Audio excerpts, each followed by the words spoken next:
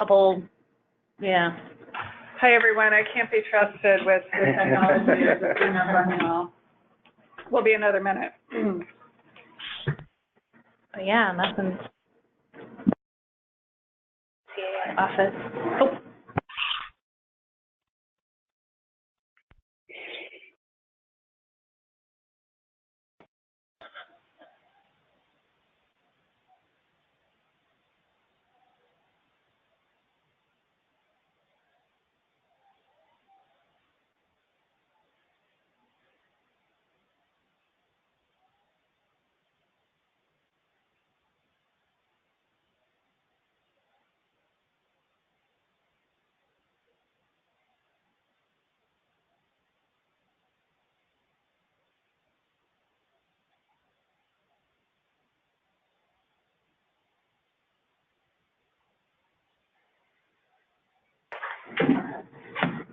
Okay, hi folks, this is Laura Sisolak at OPC. I think we're going to go ahead and get started. I see a lot of people on the line, which is fantastic. Here, I think we probably have a slide that says if you want to. In the room, why don't we start here? We have a couple people who came in and we have staff, of course. Amy, you want to get started? Sure. This is Amy Vasserino, APM Manager at OPCA. Laura Sisolak, OPCA. Oksana Maximov, OPCA. Gil Munoz, Virginia Garcia. Carrie Harris, Wells Medical. Thanks, Carrie. Okay, and on the line, this is going to be tough because we have a great turnout, but let's go ahead and just announce yourselves. How about, why don't we do some regional things? Online area.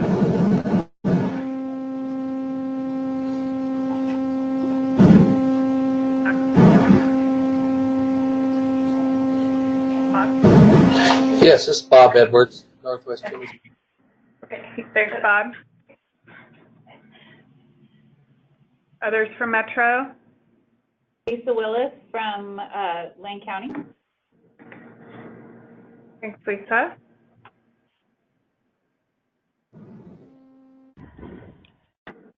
You guys may be on mute. Vanetta. Vanetta Abdullah, Multnomah County. Thank you. Hi, this is also Tasha Wheat Delancey from Multnomah County. Thanks, Tasha. Sean D'Agostini, Robin Harpole. You getting this? I see Araceli. This is Araceli, Virginia Garcia. Great. This is Kavita Prakash from Virginia Garcia. Hi, Kavita. Okay, how about Southern Oregon folk? Grayson Bly with ADAPT South River. Grayson. Janet Tribble from ADAPT South River.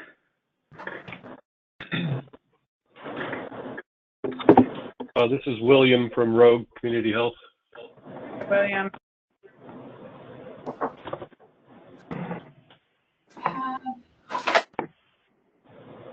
Okay, how about anyone coastal?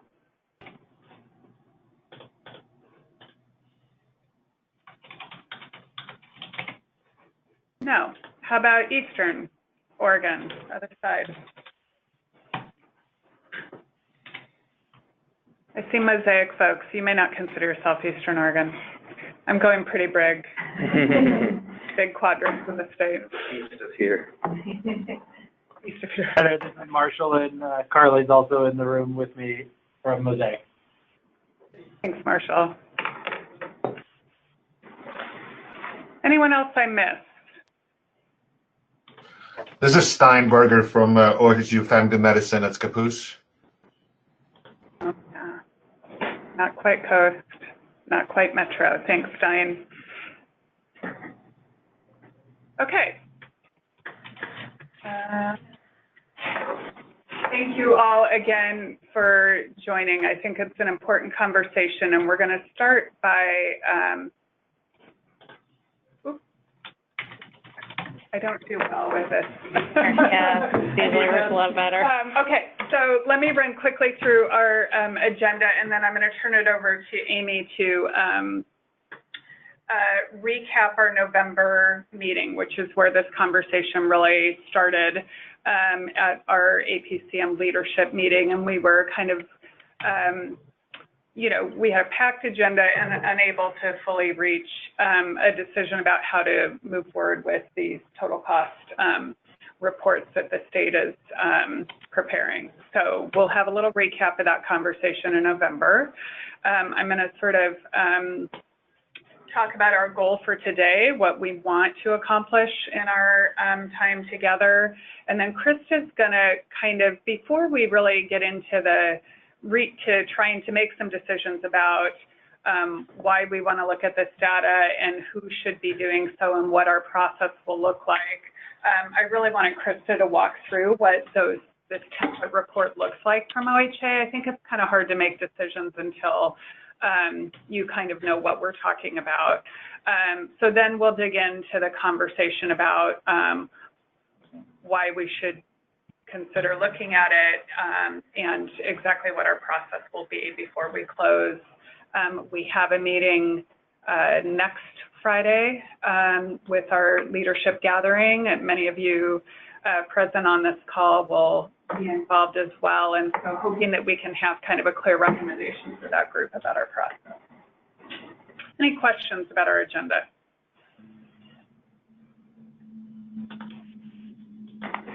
Already did that. Okay, so here's our recap, which I'm going to ask Amy to do. And sure. Okay.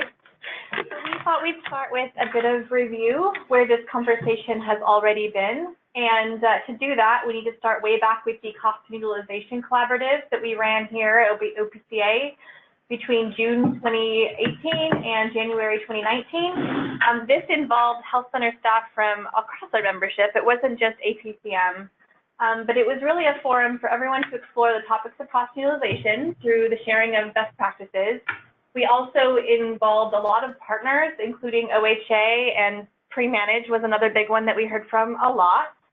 At the end of these calls that were mostly monthly, we also left a little bit of space for APCM health centers to discuss what the cost quadrant could look like under the accountability plan.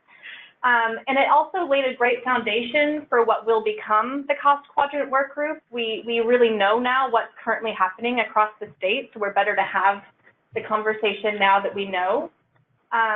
When that cost and utilization collaborative came to an end, I think it was nearly the end of the entire collaborative, so December and January, we drafted language sort of pulled forward from 2018 and sent that language to it was actually a SurveyMonkey survey to 13 participating health centers, APCM health centers, and we received 9 responses. Everyone seemed fine with that draft language and also gave us feedback about what we should be talking about as part of a cost quadrant work group, and you'll see that the bullets underneath there sort of lay that out. ED, urgent care, inpatient utilization, all manners of cost data, where that data should actually come from. They want it to come from OHA and include benchmarks and comparative data.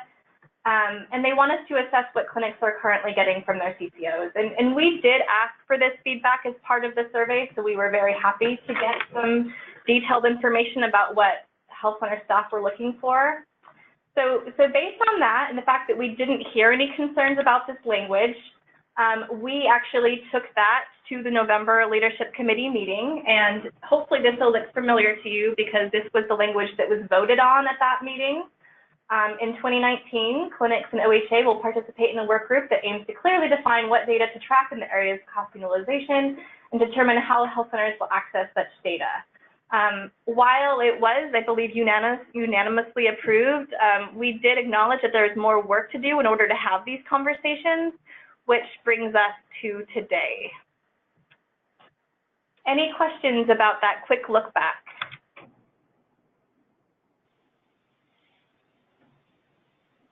Okay. Thanks, Amy.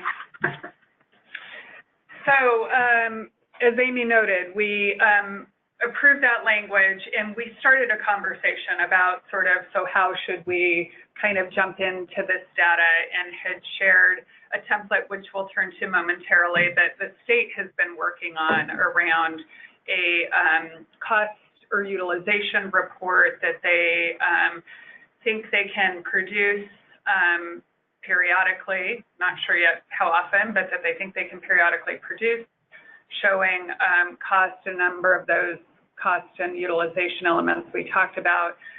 However, we kind of quickly, it was quickly apparent that folks wanted a little bit more conversation about the details of that, who should be looking at it, what those who should decide what those reports look like, and essentially we weren't able to reach a quick decision about how to move forward with that data. So that's why we're here today. Today, what I'd like to do is spend some time after we see this report, have an idea of what we're talking about. I'd like to define our goals for accessing this data and looking at the data from the standpoint of the APM project. So why are we doing this? Decide who, when, and how will receive or share this data. That implies, you know, should that be executive directors, financial officers, sort of delegated to others within the organization? How frequently? And do you even want to share that collectively or just get it individually? Will you be looking at it transparently or it's blinded in some way? So those are some of the who, when, how that we're going to talk about. I do think that the what, so in other words, should we be seeking, you know, specific or ask OHA to try to adjust, say, a metric around pharmaceutical costs, things like that in that level of detail. I think we can, you know, if points are raised today, we can certainly capture and bring that forward. But I think when we decide kind of who's going to be responsible for moving this work forward, that group would really be digging into, here are some other data elements we'd like to see if the state can get a hold of. And we're not going to kind of get to that level of detail, I think is my intention for today. We might be here for 6 hours if we tried to do that. So any questions about what we're hoping to accomplish today? This is the question. So the state has periodically had Optimus do some evaluation of APM that includes total cost of care and utilization data. Do we know if they're going to continue with those kinds of reports? And if we're thinking about using the data to respond to the accountability plan on cost and utilization, whether we shouldn't be thinking about some of the ways that optimists use, you know, to evaluate the APM. So, for example, they had what they would consider the trend of costs, and then they evaluated what the actuals were against that trend, you know, to see, you know, how APM clinics were actually performing better than expected. And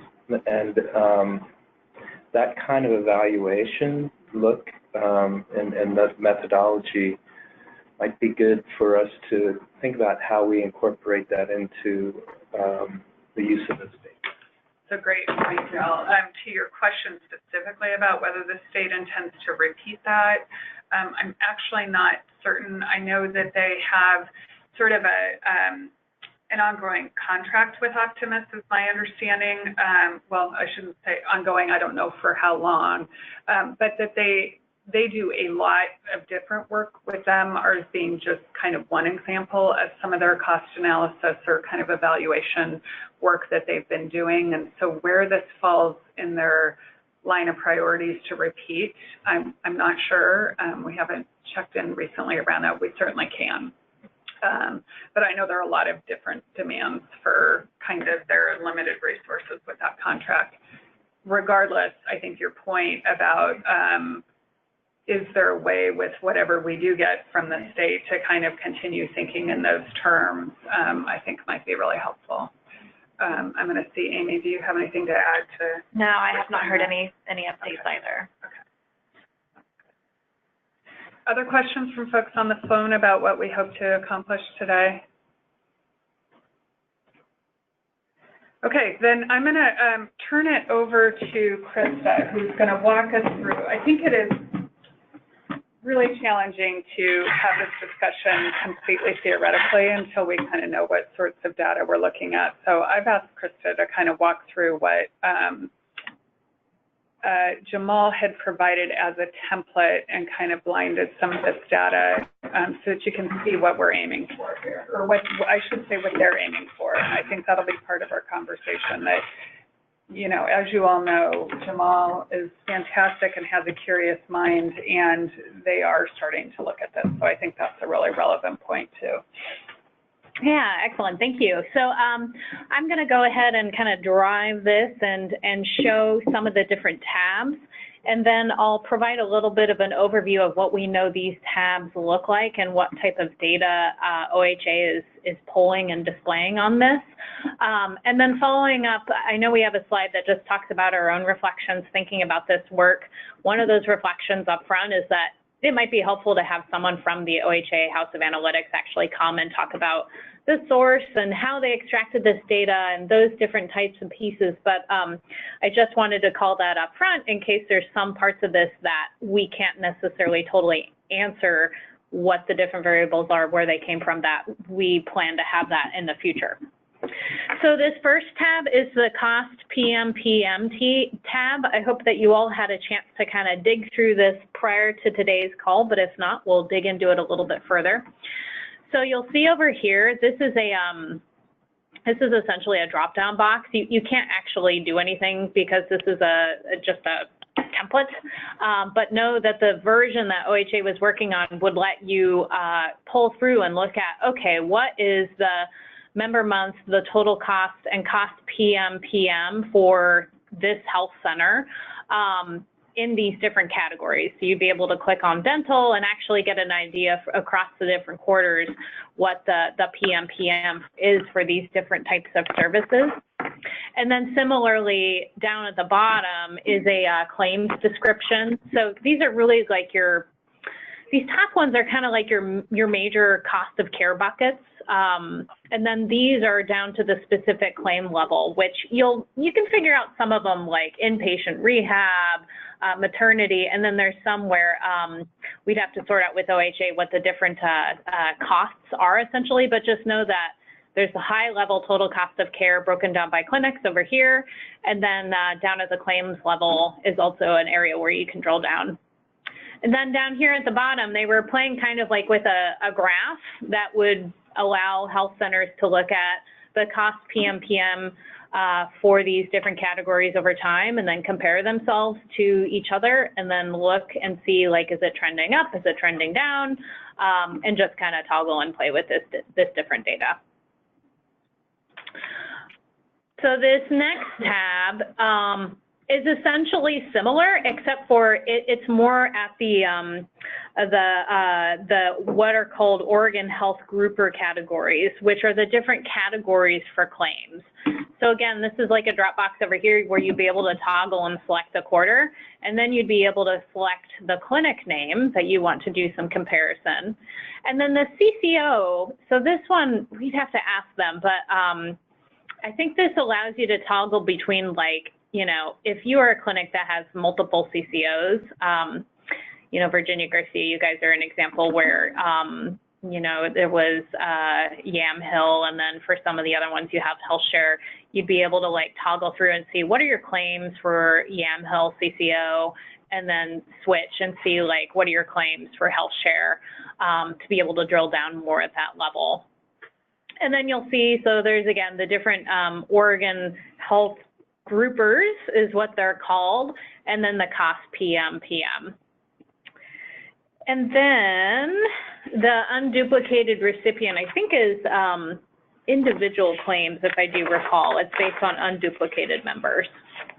Yeah.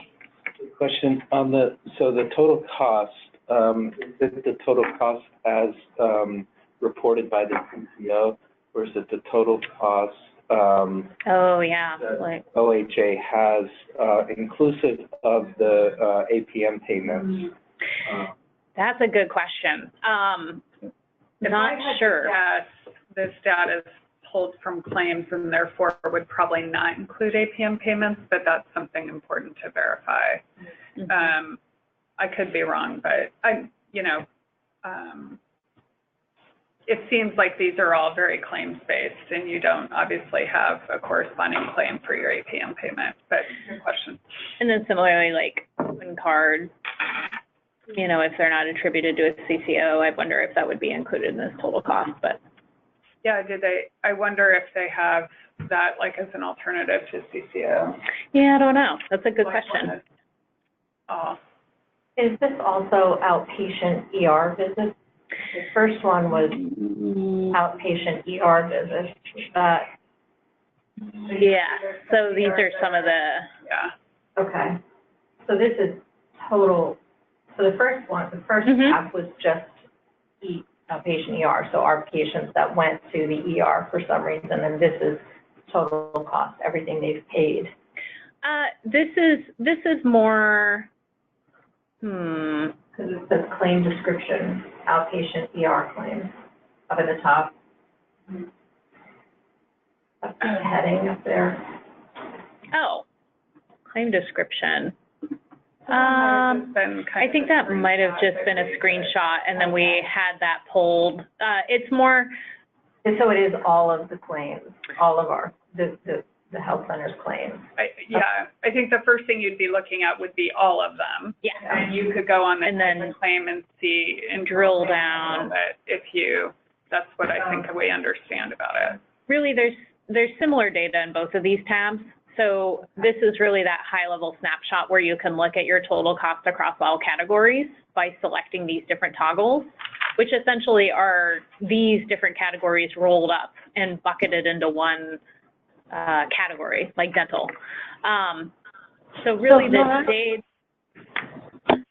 This is Araceli. I don't see mental health or behavioral health in here. Are they going to include that later on, or because I heard that the CCO going forward is going to integrate mental health, behavioral health, I don't know how they call it, but I don't see it here. Yeah, I don't either. And I'm looking at the different categories. So there's pharmacy and professional. Oh, no, I'm not seeing that as one of the categories included. There's a professional mental health, I think. Yeah, and I wonder if that's professional mental. Those right there, other. There's professional experts. And then that might be. Yeah, EMMH. The only thing is that this says physical, so it may be drawing from the physical benefit rather than the mental health benefit. Yeah. And this is an easy thing to get stuck in the weeds, but I agree. I think on a high level, let's get some clarity around the behavioral health. I do think it would be really great maybe as part of our next call, depending on how we decide we want to talk about this, maybe having someone from that team talk about what are these different categories, because some of them aren't totally intuitive. If you go up a little bit, there's a MH. Yeah. So you have something right about MH, mental health, maybe, is that what it is? Yeah, all of them. There's a whole list of them, consultation, crisis, all that. But it's curious that they don't show it looks like they don't show a roll up into like a mental health category, which is kind of interesting. Yeah. It will be nice if they put it just like the dental. Right. Oh, here they all are. Yeah. I think it's, yes, it would be. And I know that part of their challenge in doing so is that the coding is not quite as discrete as it is with dental. But regardless, we'll ask and figure out kind of what the opportunity is there. Yeah. Hi, we have an additional question for you. Is the go ahead. First column is claim information, billing information? Is that where you're getting your data? The total cost?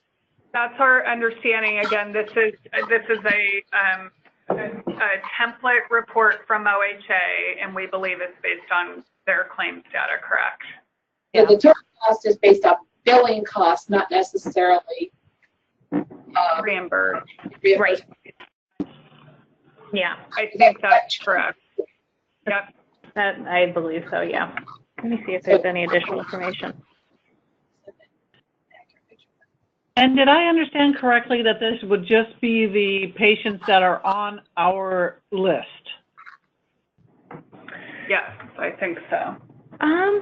That's a good question. Like the attribution factor? Yeah, I don't see any other way. This is part of the reason the state can't otherwise do that for health centers. They don't really have a method to attribute patients. So I assume that they're using your APM attribution list to put them in the right spots for patients. So this isn't capturing the patients that may have been new to the clinic that haven't been actually assigned to the clinic, or it's only capturing data of billed patients who are actually assigned to whatever clinic?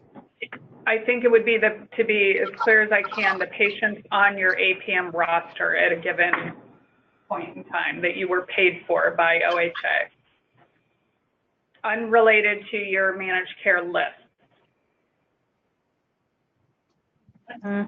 We can confirm, but that would be my assumption about this. Yeah. Under the question, if like the patient, so the total cost is just for the patient, the time that they were attributed to the clinic, right? So like if they came in mid-quarter, it would be just the cost, the ER cost and everything from the time that they became our APM patient? That's a great question. I actually think that may not be the case, but we would see, what I'm guessing is that, well, there's no reason to guess. I think we have to ask a follow-up to that. What if somebody moves between clinics in a given quarter? Because this is obviously organized by quarter. So how do they address that? I don't know the answer. Yeah, and maybe let me go to this last tab, and then some of our follow-up questions are exactly like, what's unknown, what do we need to clarify, and everything along those lines. So let me go to this last tab. So this last tab is percentage and rate enrolled and served. So this is recipient claims total divided by member months. This was a tab that Jamal said that was trying to kind of get at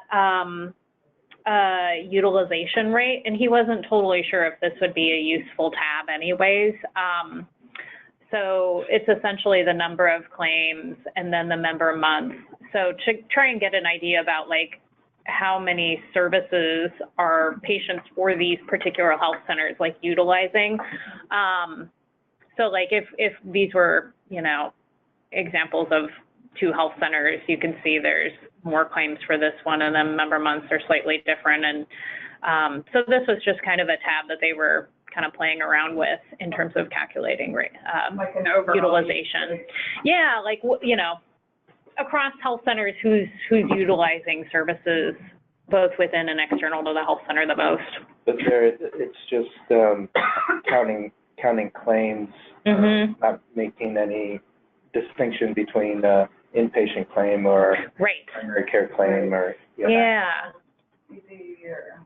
And I'm not sure how useful, you know, that's going to be. I mean, it tells you something, but right, exactly. And that's just something for us to kind of consider, because this one does say for these different categories, like what the total cost was. Unduplicated recipient.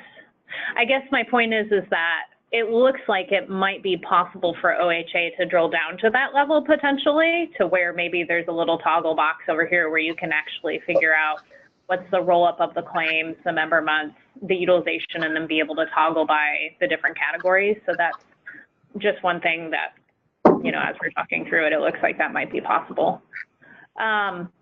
So that is the dashboard. And that said, we have follow-up. Yeah. Oh. Can we ask one more question? I noticed in the professional category, it seems like there was a lot of stuff into professional. Yeah. And, I'm used to, with the CCO, then breaking out what's primary care and what's specialty care. Here, it looks like everything's lumped into professional. Yeah. We're trying to look at utilization across different categories, like inpatient, outpatient, referral services, specialists should really be thought of separately from primary care. No, I completely agree. I think that's good feedback of how we might, you know, so like there's dental down there, there's mental health. Yeah, how we might want to like maybe buckets or bundles of primary care categories. May be helpful too when we get there, kind of, I don't know how much what OHA produces, say, for CCOs, or to the degree they do reports like that on their own. But if, when you say you're used to looking at it that way, there may be some good templates at the CCO level that we could say, look, number one, so that we can kind of look apples to apples. We'd like you to group them this way. I think they're kind of digging into it in a way that they don't typically do either. So if we can not just say we'd like to look at primary care, but here's what we think, you know, here's what we understand HealthShare does to categorize this, that might be helpful. So we could provide maybe a copy of how the CCOs are grouping things. The attribution list is going to be different. But if we're talking about the same categories, then we start to think about things, you know, similarly. Yeah.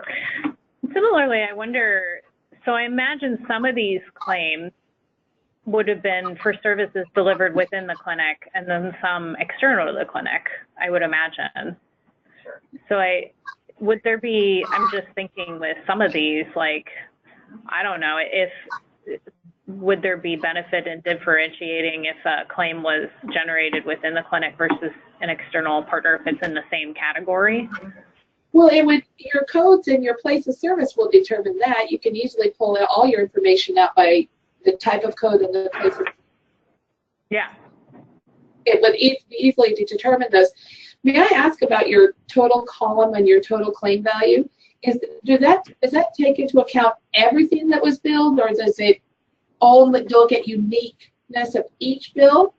For instance, any rebills or bill to the wrong insurance or something like that, or does it take all the data that you ever got and dump it? That would be a question, I think, for OHA. We don't know.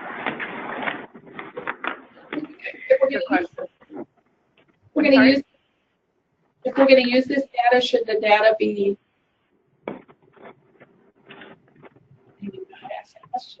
Sorry, you're cutting out. If we're going to use the data, should it be reconciled prior to you looking at the data?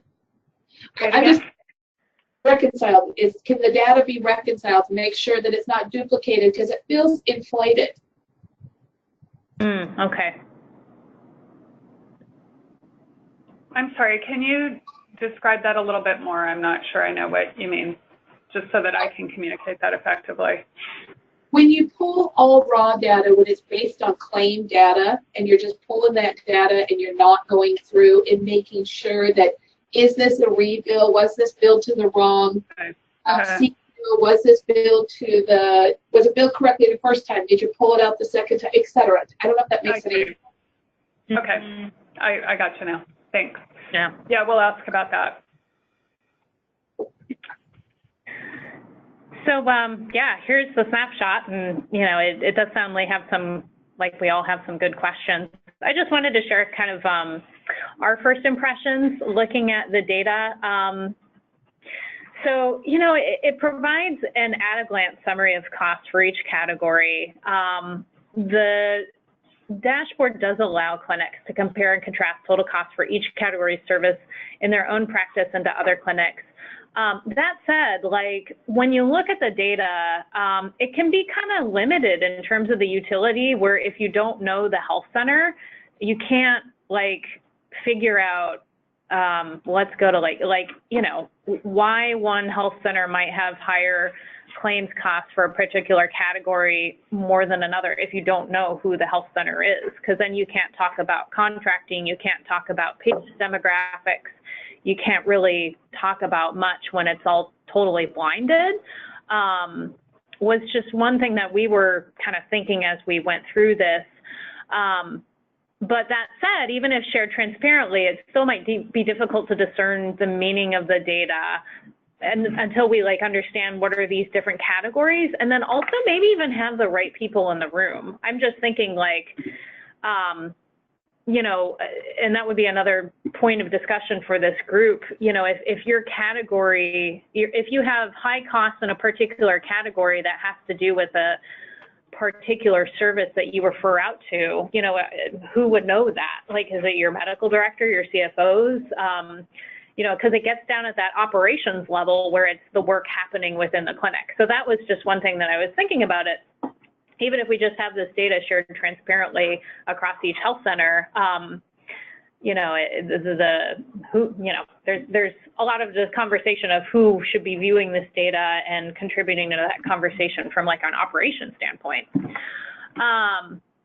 And then, you know, as I mentioned, it sounds like all of us would really benefit from an overview from OHA and the folks that really created this dashboard to understand the different categories, some of the nuances, you know, what was in, what was out in terms of the claims, and just how it was created. So those were some of our initial impressions, kind of looking at this dashboard from Jamal. I know I stepped in late. What do you know what OHA is doing with the data at this point in time? I mean, how often they're pulling that, any of that kind of information? Amy, I don't want to put you on the spot, Amy. I think it's my impression they drafted these and are not necessarily doing them repeatedly at this stage. It was sort of like, here's what we could do, and I think they're probably pretty constrained in being able to pull it without a clear next step and path forward. Is that what you? Yeah, I spoke with Jamal this morning. This request had come from him, and since he's transitioned to his new role, hasn't had time to be asking for that continually. He said that I'm sure, well, this is him, he's sure that Health Analytics could pull this again, but they'd want feedback from this group about what's most useful, and then they could come back with what's feasible, what timeline, but it should be a two-way conversation from this point. Mm-hmm. What about, I'm not sure if I'm misunderstanding something, but it's like ED utilization wasn't really in there, right? I mean, it should have been sort of in like patient, probably one of those subcategories. On the long one. Let's take a look. Yeah, there were ED utilization claims, outpatient, ER. Oh, I see. Okay, got it. So we could figure. Okay. Yeah. Right. Yeah. And one of the things that again I'm hoping we're not like too focused on the trees of the forest. It's a great question, but I think it gets to like, what are the key things that we really want to be? This is a mess of information, much of which it's not a question of not needing to know, but we're not going to be able to sort of react to it. So really getting to that, what do we want to know and why? What's the utility of it? Where do we think that there are categories that if we are trying to track sort of, you know, the value of APCM in your health centers, that you're likely to have an impact, and kind of anticipate that, because the state's not going to be able to restructure a report all the time. So I think we want to think in some detail about what we're going to want to know. But I guess rather than getting into each, to me, that is if we decide as a group, like we think this group of people should come together and be meeting with OHA moving forward to look at this, I think that's the level of detail that group would be getting into. But it's hard to really think who should be there, what should our process be without having a sense of what they're talking about. So that's our intent with sharing this for self. This isn't set in stone. But right. It's very draft. Yeah. So I think clarifying the goals, you know, what do we really want this data for? is really important. So if we're thinking about it for purposes of evaluating APCM, as a program, and again, kind of going along similar lines to what the Optimus study did, in terms of looking at cost, utilization, what would be, our costs in comparison to expected costs, so what is the avoidance, because this cut of data for the attributed members that we have on our APM list are, it'll be similar to what we get from the CCOs, but it'll be different enough where it's not necessarily going to help drive our work, with the CCOs, So sort of thinking about this data as more evaluative, of programs. That we could look on a periodic basis, maybe quarterly or a couple times a year or something, and then maybe get some of the methodology from Optimus as to how they use, what they use to evaluate the program, and thinking about that for, are we on track with APM, as a program with the state, because I think we're going to be getting into similar data for the assigned members from the CCOs, but in probably more rapid turnaround and at a greater level of detail. So let me just, I totally agree, Galen, you're thinking ahead to exactly what I want to do next, which is really spell out those goals. I do want to make sure, that was a lot of information thrown out there. If there are others on the phone and you might be muted, can you see if I muted? Sorry, Bob Edwards, I muted you because we had a lot of background. So let me make sure folks are unmuted from our end. And are there any other questions folks have, just again, about what they're looking at for now?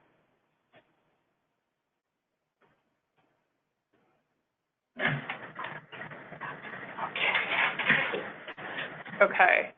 How about other, I think, some of these questions we put up there, sort of concerns and opportunities. We've heard a couple of these already, and I heard the concern about sort of reconciling the data and just making sure that we get to a point where it's,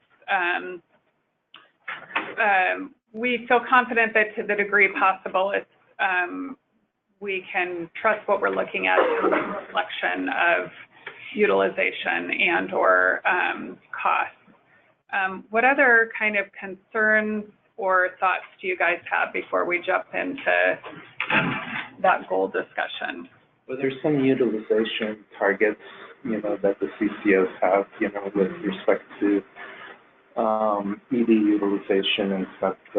Maybe we should think about those and trying to get the data reported out with some of those measures. Okay, sort of some benchmarks of some sort, whether they're, a lot of, as most of you, hopefully all of you know, your quality metrics are sort of evaluated based on, your targets are based on exceeding CCO averages. So that might be one way, or it may be the benchmarks that they're being held to. Okay, great. Other thoughts? Just Erin at Richmond, and just that was what was on my mind, was really just more of that alignment. Like if we are looking at data in this way, would it mean the same thing, to some other stakeholder? Also, with Care Oregon, we this year are asked to focus more on the cost and utilization related to ambulatory sensitive conditions in ED and inpatient admits. So just kind of another layer. Yeah, and obviously I didn't see that in here. That's going to be an interesting one, and I don't know if the state's going to have the ability to we got although maybe that's an area where getting kind of a definition from a CCO, if we kind of helped with, here's how our CCOs are evaluating ambulatory sensitive conditions, but then they might be able to restructure that report in some way to get to that metric. So thank you. Yeah, or just how could these things all be in alignment and support, each other? They don't have to be exactly the same, but just in terms of the data, sources and what we're all talking about, I guess. I have to think about this more, but in general, yeah, you get the idea. Yeah, and we've been setting up a contract for just our work ongoing OPCA and CoreOregon that outlines just our general partnerships. And one of the things that we did add was making sure we're checking in with their team that's developing their APMs to make sure that we're not totally going off in opposite directions, if it makes sense.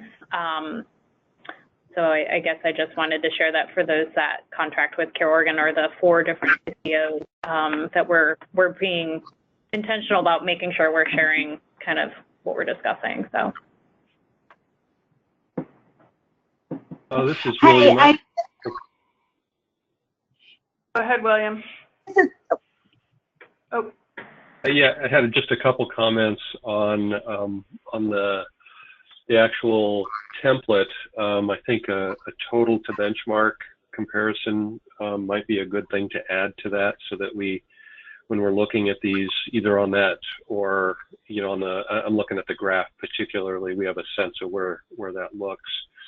I wonder about the other 2 pieces just quickly would be if the state can provide this by aid category as well, so that what we're able to do is identify that level of detail. They may, that's another level, but I would assume they would be able to do that. And then certainly risk adjustment, both, clinically as well as socially.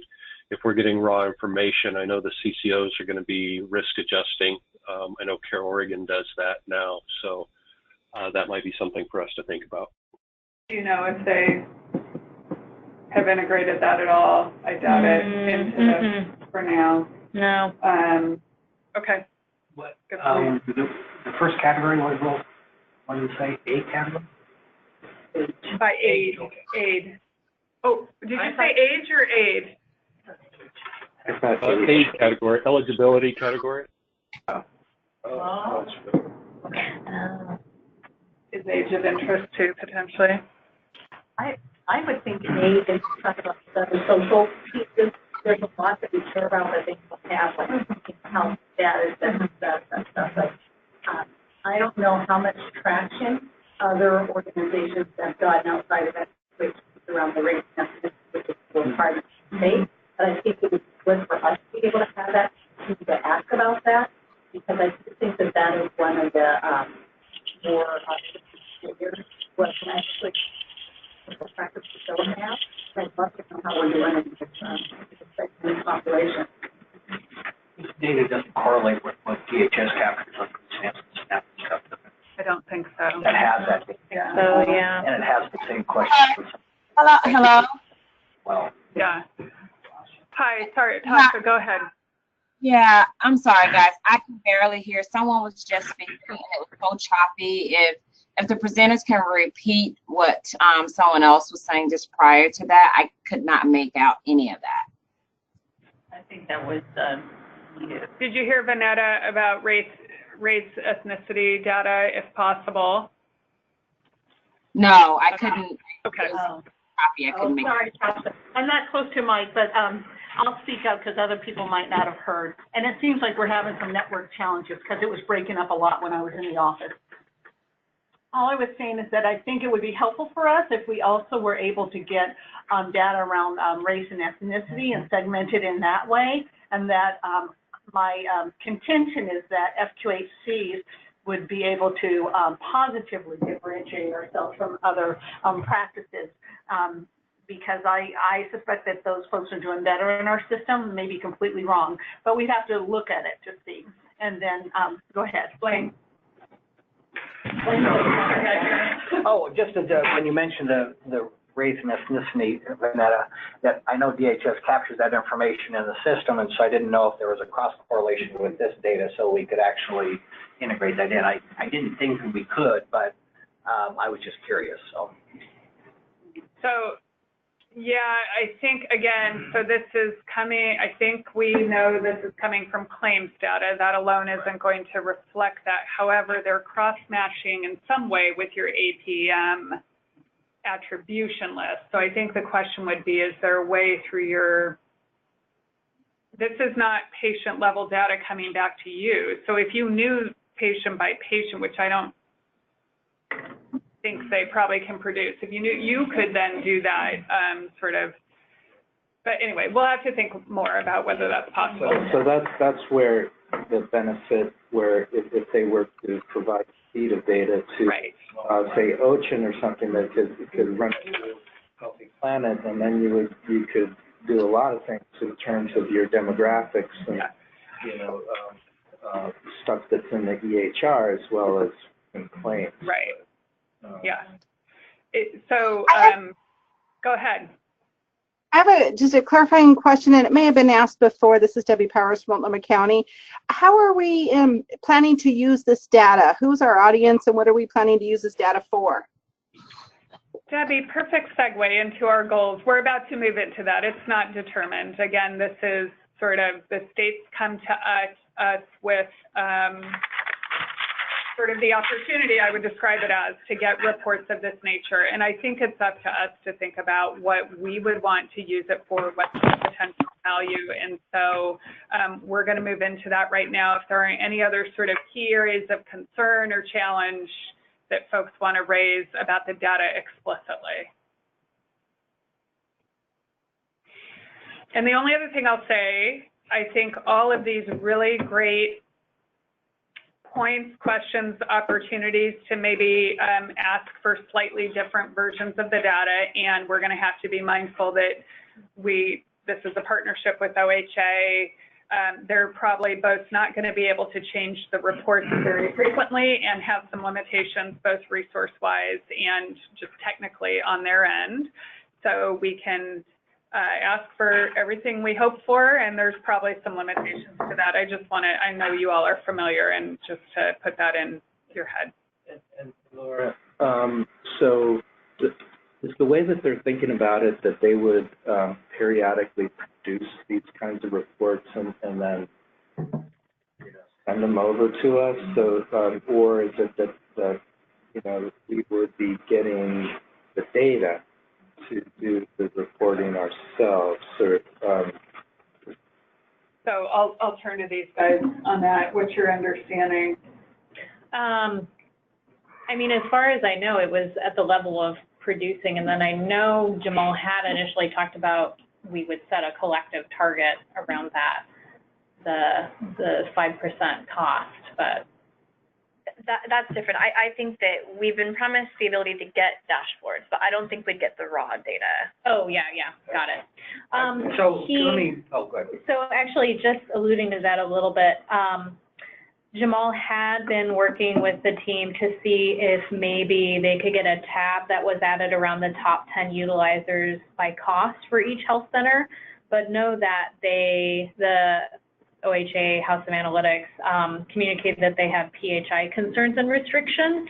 So just based on that, that suggests to me that they're not looking to go down that avenue of having the data delivered at that de-identified level. So, I mean, it doesn't seem like it's totally off the table, but we can ask and consider that. But I think, to me, that's not the original intent. Yeah. It was to produce reports just like what you saw. It would be rolled up, clinic specific, but not at the patient level. Fair amount of detail in terms of their ability to categorize it by different costs, but maybe not subsets of patients in the way that we might want to.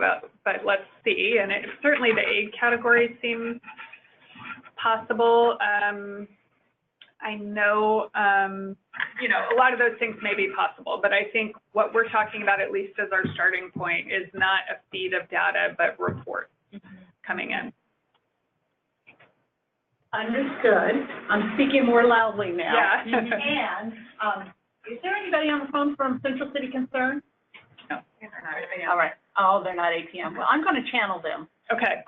Yeah. I do think it would be super helpful for us if we're able to, again, get this feed, because if we're able to cross-reference that, particularly with diagnoses in those folks that are homeless or at risk for homeless or have mental health challenges, it really does help to support some of the things that we may want to share about what we need to manage these patients better to drive down costs. Yeah, I agree with that. I think it would be really nice to have that level of detail. Well, we may, sorry, go. No, I guess it goes back to the goals. You know, what are the goals of you know, at different levels, because I can see getting into a lot of detail with, you know, the CCO data for our tribute, you know, our members, that it's going to kind of help us to work on some value-based pay sorts of things. You know, if we're thinking about this level of data to evaluate is APM working or not, is this a program that the state should continue to invest in? That's sort of a different level of you know, question. But sort of more on that optimist level. Right. Of overall evaluation statewide, and then we're going to have to really get into the nuts and bolts of this, you know, for our populations with the CPOs that we're working with, because we haven't talked about the premium side of things too, but that's the whole, and state is unlikely to be including that data with this cost data. So, like, if we're trying to get to medical loss ratios, you know, those things, that's probably not what we're going to be able to get to with this level of data. But it is something that I would expect to get to at the local level. Agreed. Okay, so good segue again into some of these sort of why do we want this? What would our goals be for looking at this?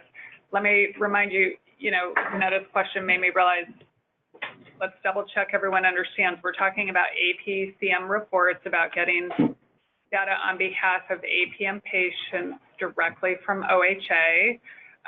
So it's not across our entire network of health centers, it's across those participating in APM. Is a particular reason why that's been defined like that? I think because of the attribution issue. The state wouldn't otherwise have a roster of patients to attribute to Central City Concern, as an example, if they're not participating. The other sites aren't held to an accountability plan, but right. Right. But they can get our patients reassigned. Yes, they can. So anyway, we put up kind of on this screen some of the things we had been thinking about internally. I think at a minimum, you know, and it doesn't sound like OHA is producing this routinely yet, but they could. And so I think one key issue and why we want to potentially come together and look at this data together is that they will be looking at it, and that potentially they could come back to talk about accountability around some of these metrics. I will say very clearly they are not talking about that right now. This is just really, our accountability is to start looking at this data. That's all, and I think, you know, we would certainly be assertive about keeping it there for now. With that said, I think we, you know, in CCO 2.0, they and your CCOs and everyone, as you know, are pushing more towards greater accountability. So it's something I think to be aware of. I think we should consider what are the shared learning opportunities around this data. And as Gil mentioned a couple of times now, how could we use this to potentially track and articulate the value of the program? And then, you know, even with the limitations we might be looking at, if we're not able to get sort of patient level data or level at a degree that we'd like. Is there something that's of value in terms of preparing y'all for value-based pay and CCO 2.0, just in terms of getting familiar with the data? I think when we all take a look at that, and some of you, I think, much more experienced than others maybe with that, but just starting to get familiar with, like, here's the kind of reports, here's what our CCOs might be tracking, and kind of flagging some of those areas that just might have you ready for value-based pay. So I'll be quiet. Reactions, other thoughts and comments on goals. Would you take any of these things off? How would you reframe or add? Let me just ask a question, clarifying question. So it sounds like, and I was obviously late to today's meeting, but this is all addressed by the participation agreement and the cost and those items that we've agreed to start looking at the data and having a dialogue. Is that what I'm understanding? So we started essentially our accountability in the cost quadrant right now is just to agree to start looking at it. Okay, thank you. We don't, I think it's a good first step if we were to get these kinds of reports with some refinement, like we were talking about, maybe getting some better definition on what's primary care, what's specialty, what's is mental health in or out, some of those general things that sort of gets the ball rolling for us to begin to evaluate. But I think for me, one of the pieces that's missing is the whole so what? What's the cost avoidance piece? And that's like getting to the how do you evaluate the success of the program, based upon what the anticipated costs are, and then what your costs and utilization actually is. So that would be, and I don't even know if they're thinking about it. I mean, at some level they're thinking about it because they've been working with optimists. So maybe I'll just say, for those who may not have been involved in the program at the time that we got this report from Optimus, what Gil's referring to is that the state has done, I think, twice now, kind of a retrospective review of costs, not nearly as detailed as this report, but rolled into, say, 4 or 5 categories: outpatient, ED, things of that nature. And they looked at not just a point in time where the clinics were, but that where they were relative to expected costs compared to a clinic, or I should say compared to your cost trend before you started into APM is the way it was done. So there was that opportunity to kind of look at expected spending versus existing spending for your own individual clinic.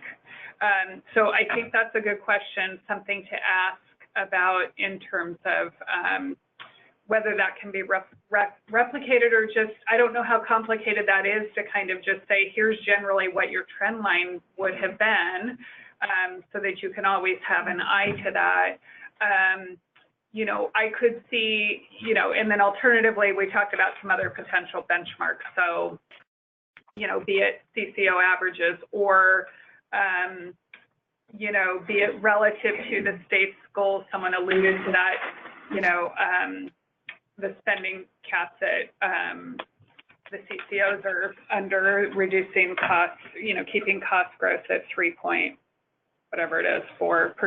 So that could be the other metric. Are you, and then we obviously can be looking at trends over time too, but so good point. We can ask about that, and can we get to some kind of analysis around cost avoidance?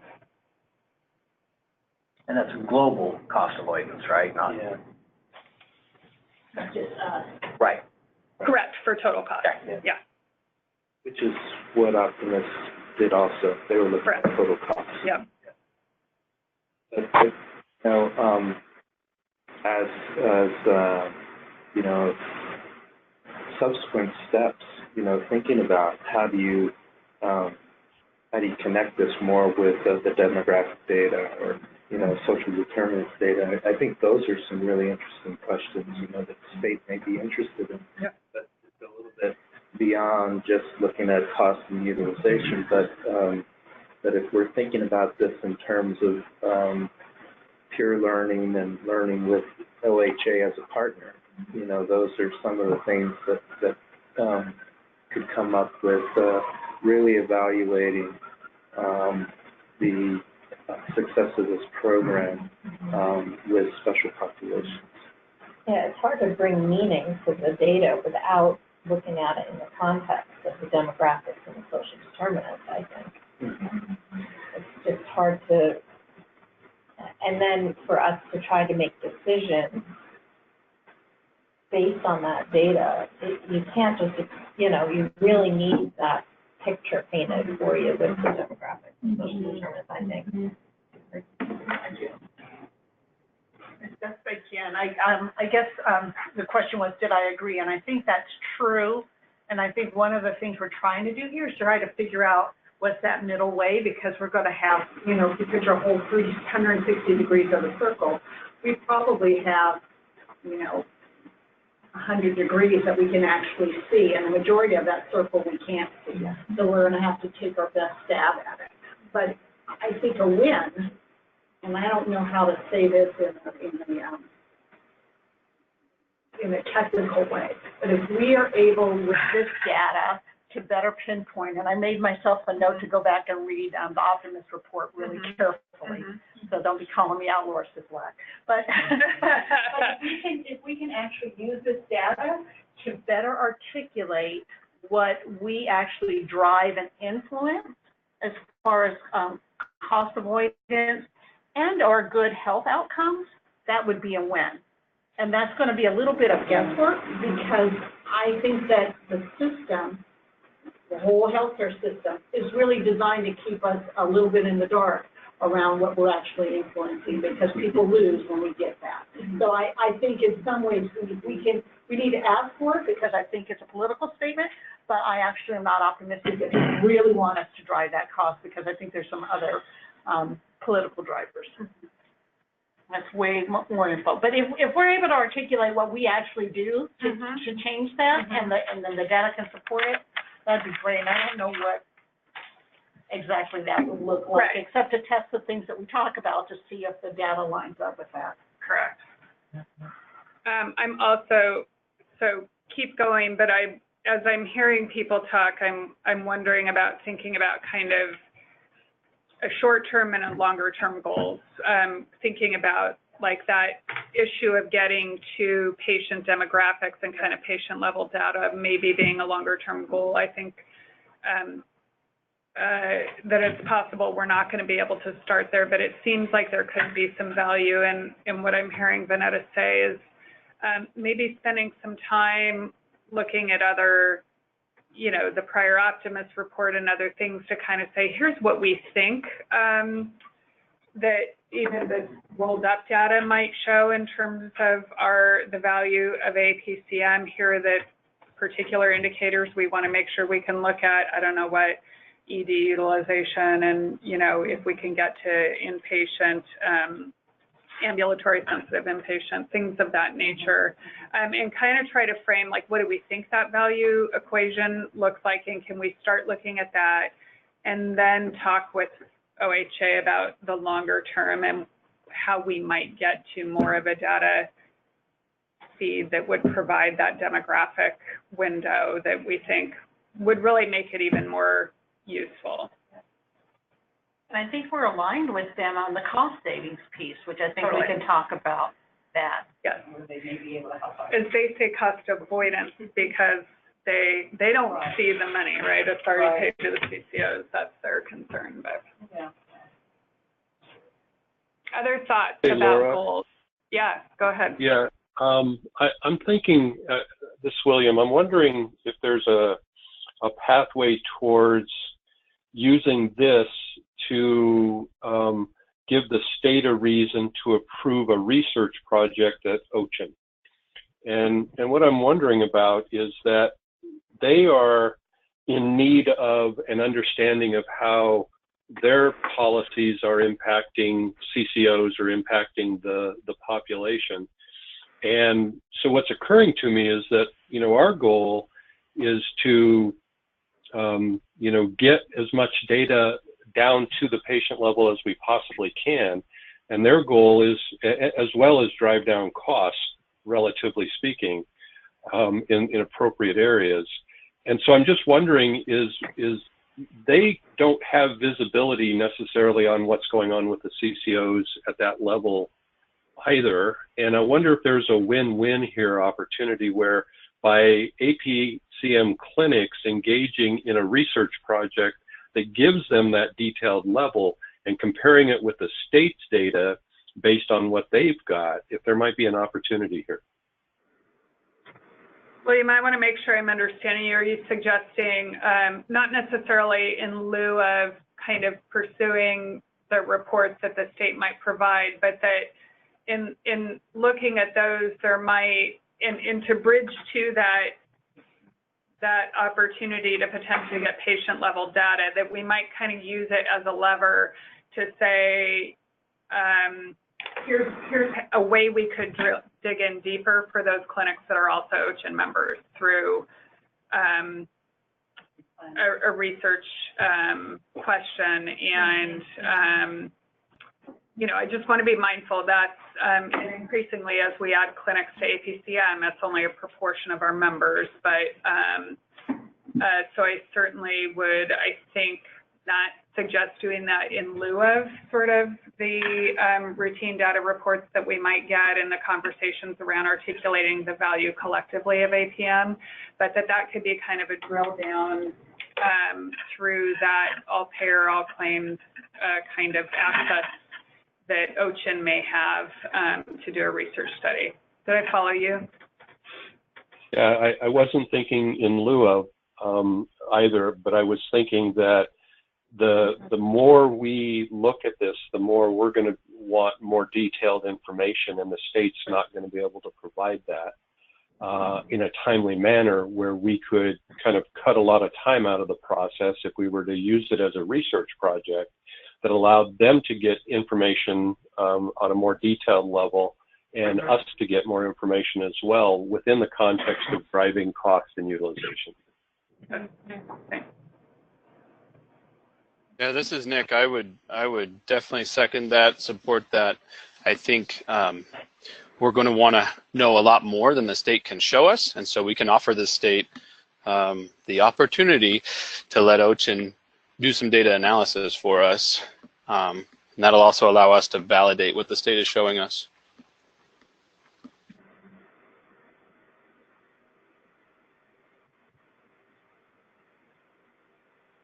Okay, so other thoughts again on our goals overall. I think what I feel like I'm hearing is that I would add a goal to what we framed that might be to leverage this as a starting point to drill deeper in a research effort with OCHIN. Or with whoever can provide. Or whomever, right. Yeah.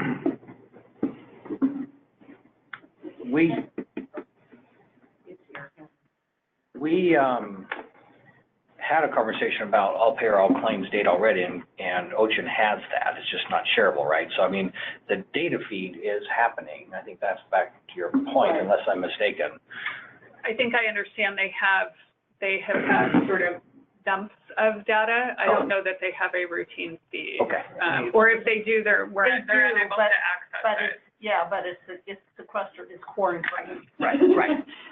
But they're working on trying to figure out how they can do that and encompass. So I think they're working from their angle. We need to continue to work from our angle and see if we can get something that makes sense. And I think that even if you're not an OCHIN member and they have it, there's a way to purchase some of that access if it's tied to research or some specific activity that's OHA approved. But that's further down the road. Who knows? That's here. Yeah. And then some. Okay, other thoughts? Just one other thought, because we're going to talk a little bit about blinded and whether or not to go that route. I'm just thinking about, you know, some of the pieces around health center, like demographics. OPCA could use some of our UDS data to kind of look and see the differences between APCM clinics from that 1 year snapshot and maybe do some, you know, like grouping that way, I guess. So we've done that before in the past with data where maybe we look at health outcomes by rural versus urban clinics, or those that have X percentage of patients at, you know, a certain SPL, or all sorts of different, the UDS variables. So that's just one thing I'm throwing out there, that if you guys do decide to go transparent, or even if you don't, we could probably put something together that could kind of look at what are the costs across health centers based on kind of that high level demographics, and maybe not down at the patient level. Well, yeah, although we wouldn't have it for non-APM, if that's what you're saying. Yes, this would only be for APM clinics, but we would have some UDS data we could reference to that might get at some of those, you know, disparities that you're mentioning. Yeah, well, frankly, you guys have it too. I mean, I think what you're saying, Krista, which is really... Which is we already have the data. Right. We could... You could, it's not as perfect as literally segmenting at a patient level, but right. You could say, here are our costs and here's our demographic, and so then relative to, say, an average demographic that looks different. So long as we don't, you know, try to tie directly that this is, you know, because it's not going to be the same attributable numbers, right? And so it's right. more of a background, an overview. These are this is a profile of this particular population, but it doesn't mean that's the population. The APM patient population, where you have the cost of utilization. Right. So yeah, we could look at that, other ways to kind of fold in racial and ethnic profiles at your clinics with your cost data to see if that looks different. That said, again, too, I think we have to be really mindful that both and I know Krista wasn't saying this, but that both in terms of how we look at the data relative to, you know, if we've only got your data, the point isn't to look at you guys relative to one another, nor is it to look at you guys relative to non-APCM health centers. It is to show all of you performing well and what we can learn from one another, and kind of to support and advocate for the program as a whole. So value equation as we get into discussions. So one of the questions I've got, just looking at the data when you're asking about how we feel about the data, to go back to that for a minute, they're using some kind of a base of members of about 170,000, when the grand total shown here is 189,590, and they're using that for every category. I don't know what that base is, but I think one of the questions might be if we're comfortable with this report and the data, except we're going to be doing some tweaking or some kind of you know, some additional information. I guess I asked the question, you know, the per member per month that's listed here is not based on, for dental example, 88,492. It's based on 170,000 lives. And I don't know what that is when you look at the grand total versus 190 if you look at the data. So I think it's worth a question when they're starting to pull this information together. What's the base? Because the base looks like different than what they've got here. Agreed. So I heard a couple of points under data validation, and I think that sort of patients and how they're attributed, and what is that duplicative potentially, like somebody's in your on your list in March, or excuse me, in January, and on Gil's list in February. Are those duplicate? You know, hopefully member months they should be separated, but as a patient count, they might be duplicated. And then same to the question of claims, that if, to confirm that sort of reworked claims are not duplicating in there. So I think there are a number of things around data validation that are important to get to. I think, you know, when you talk about the optimal report, looking at a high level, my first curiosity is quarterly, what's the trend line been since APCM has started in phase 1? And you know, I don't know how representative it is, but I wonder what that shows us. Yeah. Okay. I wonder if there's any other, so we talked a lot about that sort of the value of APM and, you know, drilling into this to kind of, that would be a key use case for this data to think about our value equation, look to build reports that we hope will be demonstrating value with respect to your clinics. What else, if anything, would you articulate a little bit more concretely? And I wanted to raise this leading into the question of who should be on the group around shared learning between, like, what would you maybe hope to learn, or what could your clinic gain from digging into this data together with your colleagues a little bit more? And it may be that that's not a key intent of this, that it's really just about crafting kind of that advocacy value argument, but let me raise the question. One thing is just meeting the requirements of the accountability plan, right? So that we have a way that we're comfortable moving forward of knowing how that cost utilization quadrant is being measured, evaluated.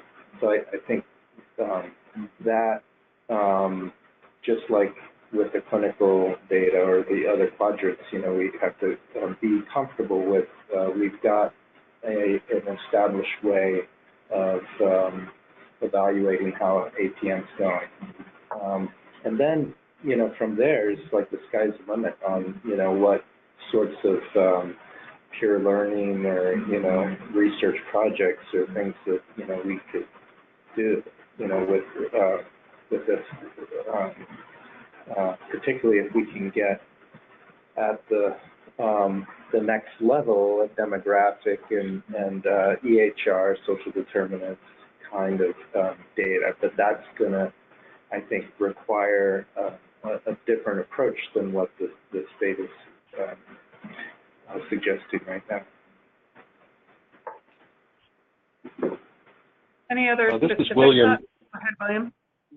Yeah, I wonder if this, maybe this is too far, but part of what I think we're trying to do is understand and help the state understand what are the kind of required reporting or expected contract provisions that would be in a value-based contract with CCOs. So if this is an opportunity for us to inform that process and really make sure that as these value-based contracts come into existence more with CCOs, that we've been able to help the state understand which of those make sense and which of those don't make sense. Seems like this would be a great use of this information.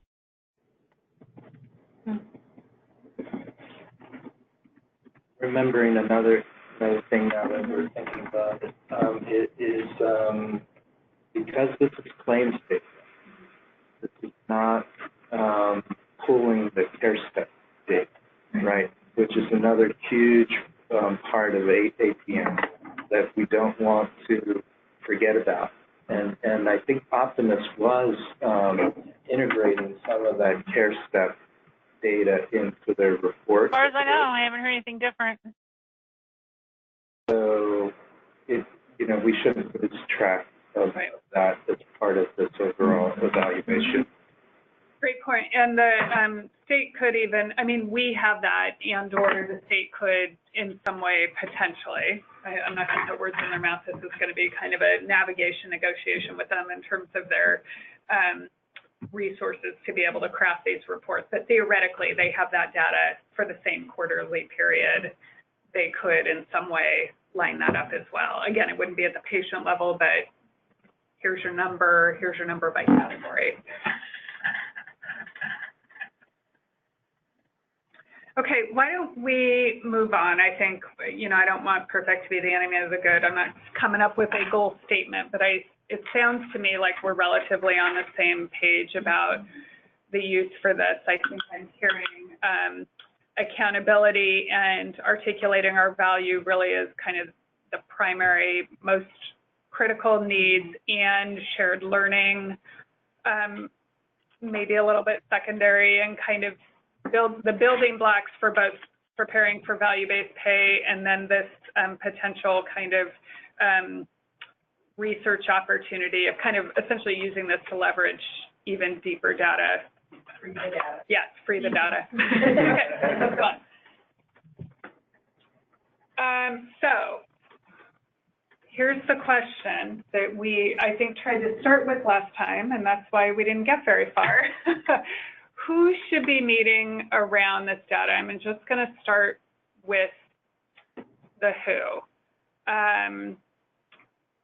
Do we think that this leadership group should retain, and by the way, I think the invitation for this group, it was out to the folks on the executive leaders group, and I think with the freedom to invite additional people, your CFOs or others, if they don't routinely participate.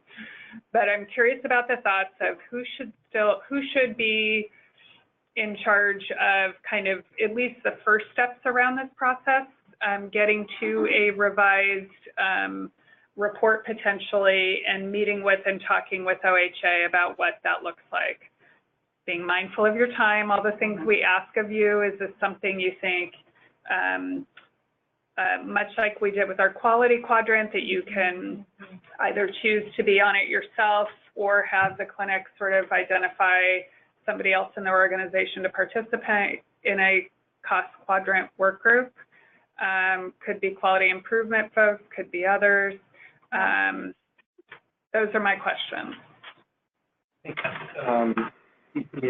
Starting with the leadership group and allowing the centers to identify roles or individuals within the organization that could participate, in that would be a good way forward. I know with us, we have financial and then data analysts, and one, at least, a few different perspectives there on this going forward.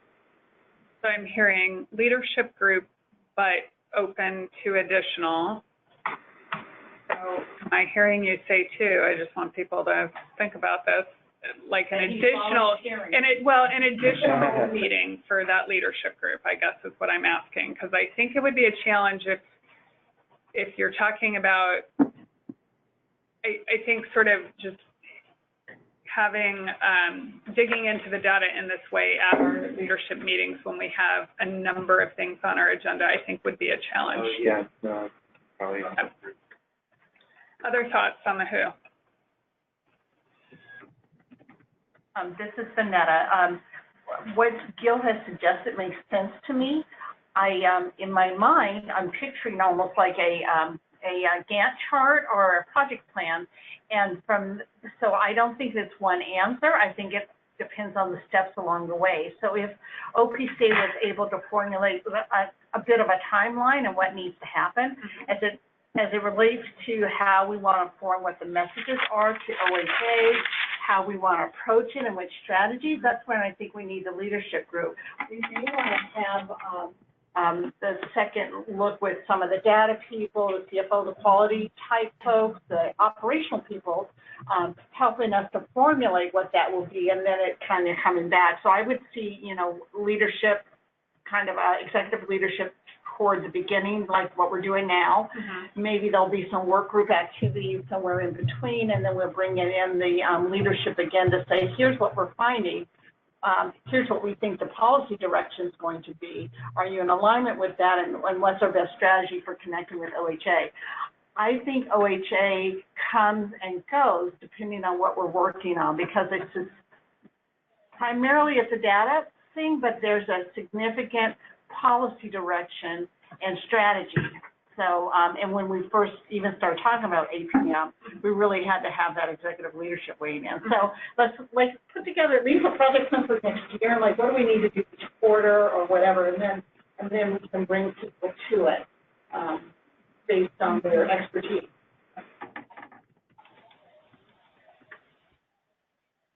So it's blended. Right. Yeah, and shifting potentially, kind of. Yeah, it evolves depending on where we're at in the process. And maybe at the point at which it sort of some of those key decisions around what's that value equation look like, what are the goals, what should the report look like, what are the benchmarks we want to look at, those kinds of things. If it shifts then into a work that includes others, kind of with a link back to kind of a report out to the leadership group moving forward or something. So, okay, other thoughts on the phone about that?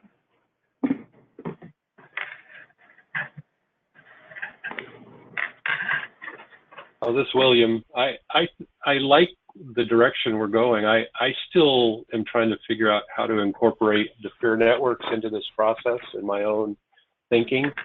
And if it's not the peer network, maybe it's a subgroup of the peer network, because I'm not thinking just of this as a cost, but maybe I've gone to the quality and access as well. And I'm just thinking, how do we set this up so that it's an ongoing process of reviewing information or reviewing reports or decisions or changes that are coming. And I would want the CFOs of the APCM clinics at a minimum to have a conversation about this together. And so the same logic with the CMOs around quality or the operations around access. I would want to start moving in that direction to where that information maybe finds its way to the executive director peer network, and then we're able to, coalesce or integrate that information. But I don't think this is a one-off activity. I think this is maybe part of the way we ought to be operating anyway over time. Thanks, William. Yeah, I can see a lot of potential value there too, and feel like we have a ways to go just to get to what does the report look like, and kind of some decisions around that maybe feels like it's short term, and I totally agree, as soon as we can, to get to where can we be learning more broadly about this. And just the reality is, given where we are currently with respect to our access to data, when we talk about those peer networks having a role in looking at data and learning from that, this is, at least for OPCA, this is the data we have pretty much for the time being. So I think pretty quickly we will get to that, how we integrate it more broadly into just our data strategies. And with that said, I want to be having this conversation, making the decision about transparency, for example, clinics opting in based on the APM use right now, and not thinking about that longer term for now, I would say. Any other comments around who? I've so far those speaking up seem inclined with, it sounds like executive leaders plus as our starting point, and then potentially moving to a broader section of folks. Is there anyone who can't live with that to start? OHA in as invited, I think is what I'm hearing.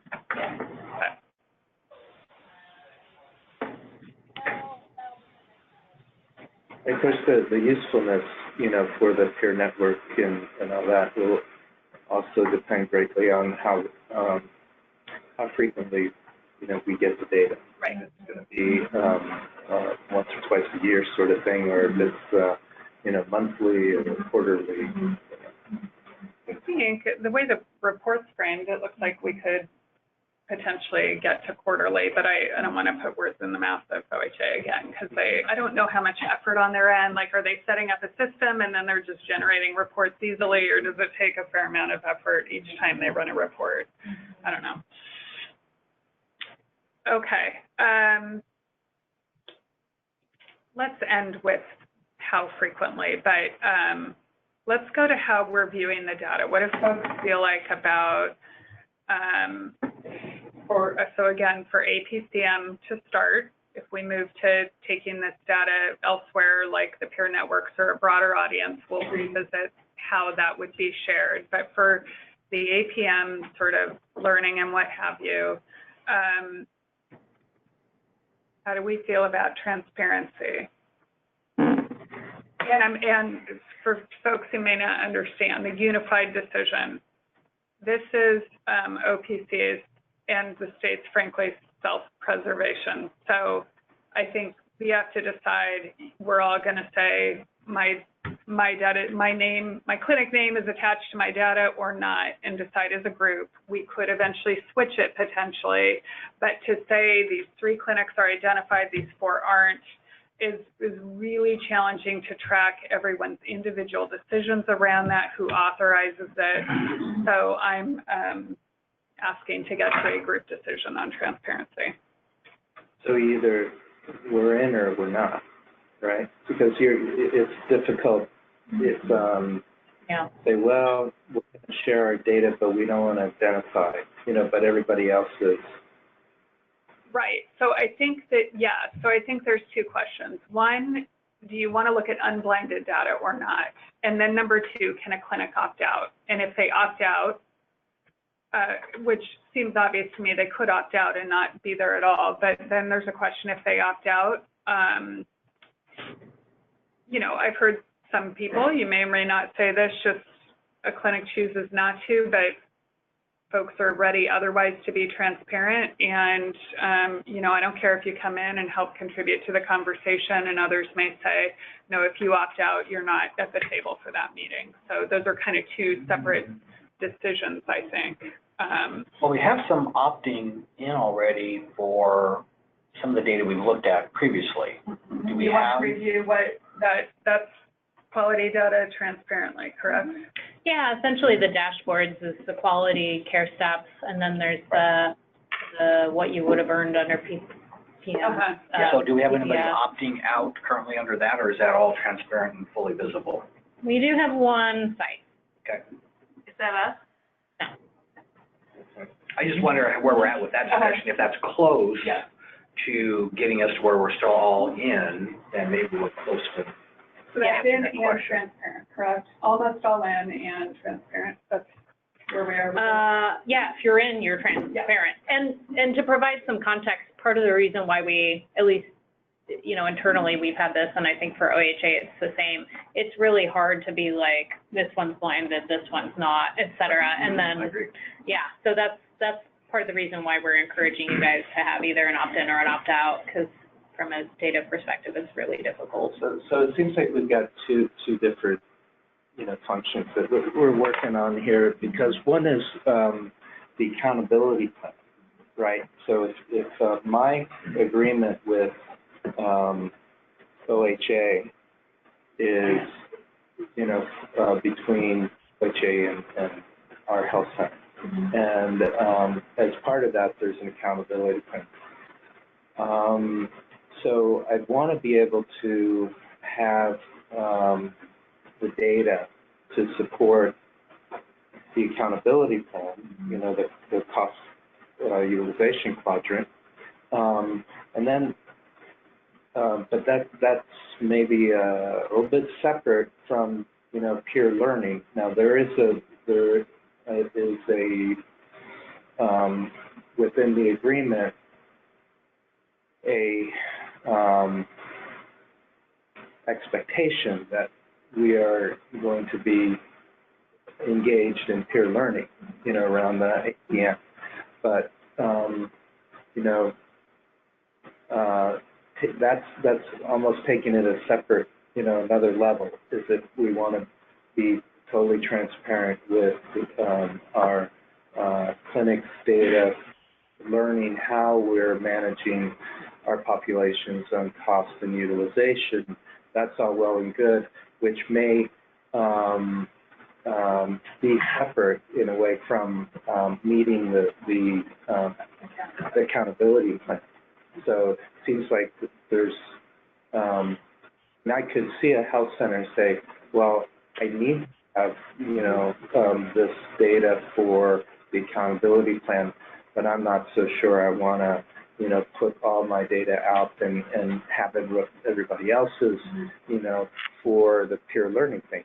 I mean, I think there's a big value to that, but I just think there could be 2 separate. Correct. So, risk to it. Yeah. You know, especially if we're, you know, within 18 months of doing value-based contracting, and there's the ability to kind of pit one organization against another, and there's so many new leaders coming into this space. You know, so I'm comfortable with the quality piece and being able to share that around learning. I think that cost value equation, I'm comfortable with everybody in the room and on the phone, but the environment is changing so quickly, and the people who are coming around the table is changing. So it puts us a little bit at risk, I think, for potential options. Essentially, if, you know, we're not delivering space. Or even if we are, someone's like, well, you know, I could do 5 cents less, or whatever. You know, I worry a little bit about that. And if we're not careful about, okay, so who do we mean in terms of our peer learning group? You know, if we're talking about, you know, the health centers around the table, you know, looking at our cost and utilization for population, you know, that's one thing. If we're talking about this data becomes available for, you know, other stakeholders to be looking at, I think that's different. So that answer is no. So back to what I said to start, I'm trying to get to a decision about the APCM participating clinics around the table, and what I heard is, at least starting out, that is executive leadership group with the option to invite someone else from your clinic, like if you're QI, or you want your QI person. That's who we're talking about right now.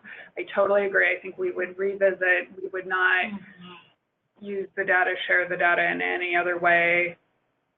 We would revisit that question of transparency and if it were to be used any other way, including if, as we're tracking this, we feel like it articulates a great advocacy message around APCM, you know, we would be careful and thoughtful and get your input about whether it shows clinic by clinic, or does it, you know, we're just talking about sitting around the table to talk and get the report. And who's in APM now? How long? I mean, I'm not going to know.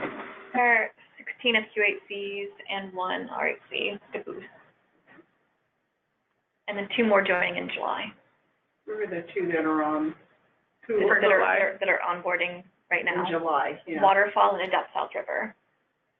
Yeah, I guess the only question, if OHA is coming at this as the tool that they're going to give us, has all these comparatives, you know, with health centers, you know, that's one thing, or that already takes us to the peer learning, you know, part, you know, and that's great, but it may be beyond what a clinic needs just to meet the accountability plan.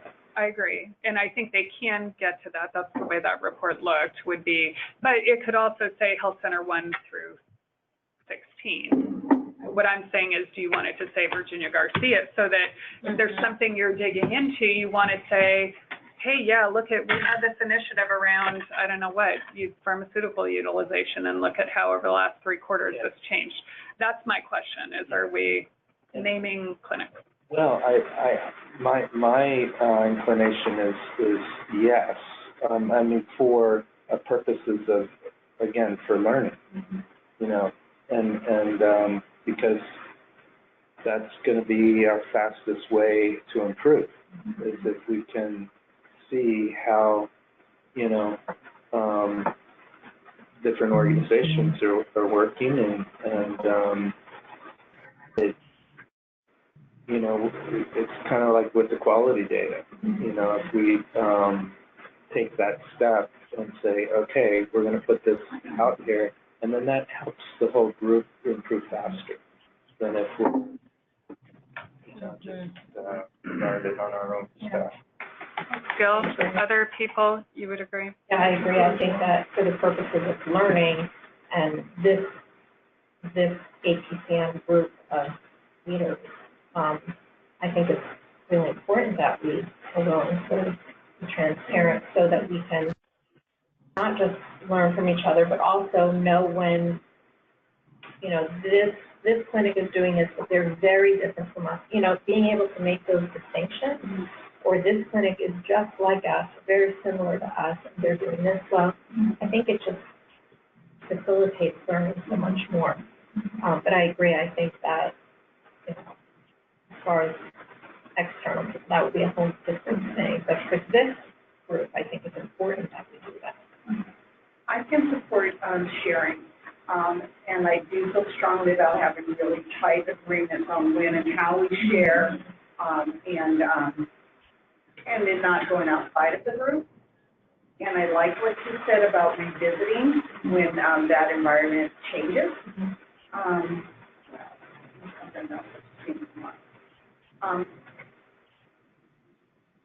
And I actually feel like if people aren't willing to share, they shouldn't be privy to the information. And I think that that we need to have clear expectations if someone doesn't stick to their agreement. Not experienced that yet, but I just I'm feeling a little vulnerable because there's just so much is changing. So to be completely honest. Yeah, so maybe we should develop some guidelines or principles or what the expectations are for this kind of learning. Yeah. Yeah, so I think that's good. I wonder if maybe we can start with, you know, you all do sign a data confidentiality agreement, so maybe reminding you of what you signed and what it says, and what, if any, sort of additional things around APCM that particularly we want to get to. So thanks, but I want to go to the phone too, and because what I've heard is a support for transparency from folks in the room here, which are 4 clinics. Who has not had a chance to weigh in, and in particularly if someone has an opposing viewpoint, I'd like to hear that. Yeah, talk about it. This is Bob Edwards, Northwest Human Services, and we'd agree with the transparency. I think there's a lot of benefit there and learning to be achieved by seeing best practices. Thanks, Bob. Others? And you may be on mute. This is William. I'm supportive of transparency. I think it's the right way to go. I certainly understand the need for boundaries and us to be careful about how we're using it. What I'm wondering about though is on Friday the Data Governance Committee met, and I was just looking at the data strategy that was identified there, and I was remembering we had quite a bit came up in that discussion around APCM cost work group, total cost dashboards, leadership, that kind of thing. And so I'm just wanting to raise that as a need to, you know, either integrate those or articulate the differences between the two so that we're real clear on what this scorecard idea is within the data strategy, and maybe what you know, a dashboard would be or look like relative to APCM. Yeah, great question. I think that would fall into what we talked about before, like that would be a new circumstance, because that dashboard, for those who aren't familiar on our group, would be intended across our entire network. You know, looking at sort of data indicators on behalf of the whole group. So to the degree that we might find some value in identifying some of these metrics to include in that dashboard, I think we wouldn't do that unless there was sort of a clear conversation about, yes, but you know, that it's rolled up together or transparent or not. You know, I think we'd have to have, that's a great flag, William, and I think it would be one of those things qualifying as a separate conversation to evaluate, yes, can use the data in that instance also, and to evaluate transparency for that separately. So if we think about which doesn't necessarily need to be in the data agreement, but maybe it's something like almost like our charter. Yeah, here's some principles about learning, sharing, collaboration. Here are some qualifying events, such as, this is not an all-inclusive list, but, you know, a dashboard, you know, new people coming to the group. I think every time a new person comes to the group, that might be a qualifying event. for us to just say, hey, how do we feel about this? Yeah. Something like that that could be part of our agenda, just as a resetting level set for folks, and so that it becomes part of our culture. Okay. Trying to be mindful of our time too. So thanks both Bob and William for weighing in on that. One question on the Sure. data, and to Vanessa's point. So when we think about this, I do wonder how we share that data and being definitive in that. Is there an opportunity to share it for those that are come together, but that we don't necessarily share it in kind of publication type or email format, that it's used during, I mean, I don't know if that's the right answer to that. Kind of addresses your concerns, Vanetta, but I actually get where you're coming from and think that there's some good dialogue that could be had about how we share that.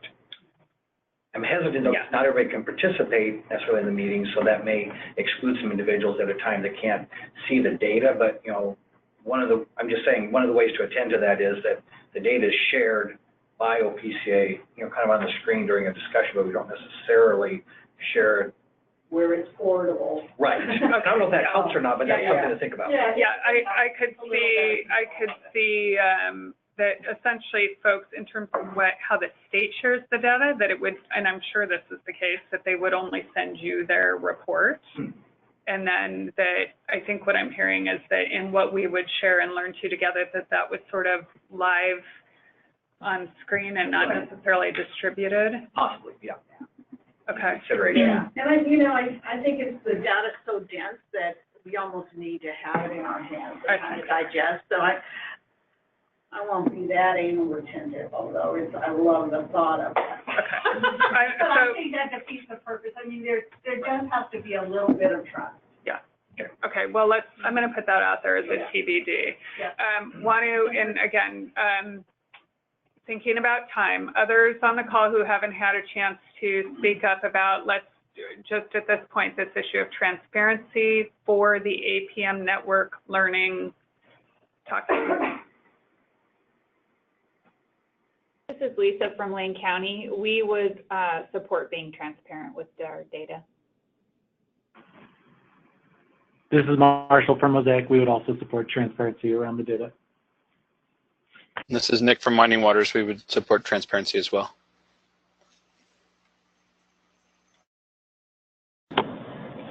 This is Araceli. I support what my boss said. Good answer. You're hired. Again. This is Janet from Adapt South River, and we would support it as well. Welcome, Janet. Anyone else who hasn't had a chance to speak up?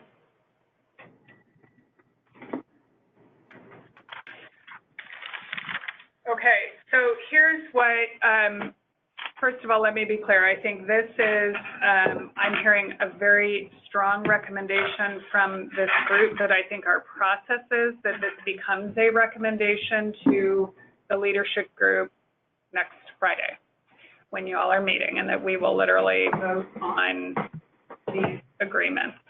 So what I'm hearing, and I'm kind of, Amy, I'm going to bridge into next steps in the interest of time, is that there's a pretty clear recommendation around working with OHA to define and get access to this data, that we would start with the leadership group as the basis for this cost work group, and that which may potentially shift over time, and we'll try to, I'm not sure we can by next Friday, but that we can plot out in a Gantt chart kind of a timeline of decisions and how that looks and when other people might come into the process. Yeah. It's a strong recommendation that this data be shared transparently. And then I'm not sure I heard from everyone, but Vanetta's suggestion or point, and then maybe I'll take a roll call on this, is that if clinics opt out, that they're not participating in the work group, so they're not seeing data from others. They don't take the risk, they don't get the benefit. Okay. Is there any, let me say, is there anyone who would disagree with that position? Let me put it that way.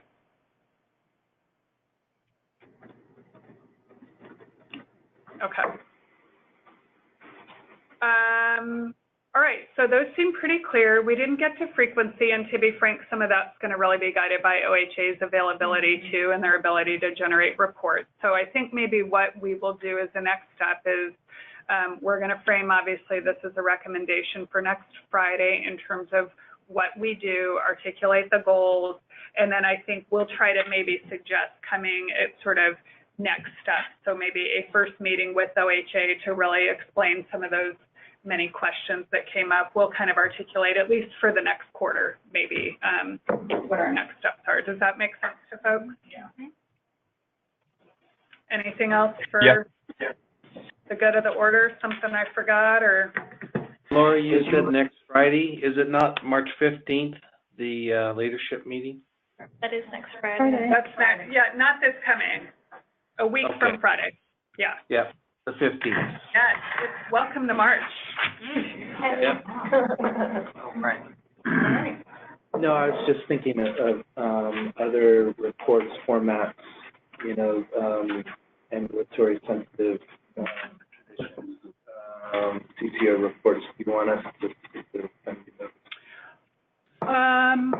Not in advance, but let's think about that when, again, we have that first meeting with OHA, kind of when thinking about the possibilities and what else we'd like to look at. All right. All right, thanks, folks, for being here. Thank you.